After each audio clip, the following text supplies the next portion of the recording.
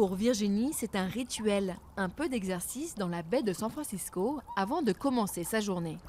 C'est vrai que ça met en forme. Ça, c'est une bonne chose puisque dans ce métier-là, on n'arrête jamais.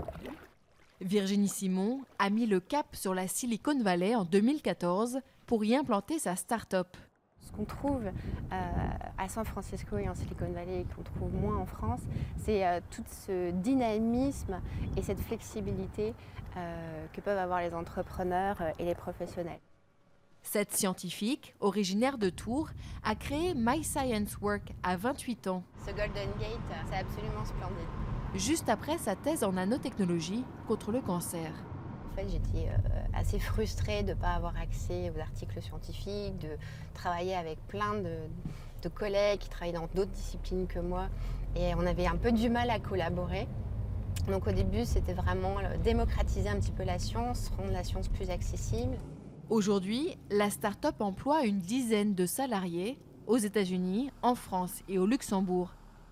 La plateforme permet au grand public de consulter 60 millions de publications partagées par les Ça scientifiques. vient d'être changé, ça a été mis à jour. My Science Work vend aussi des analyses de données à ses clients institutionnels, comme les laboratoires ou les universités.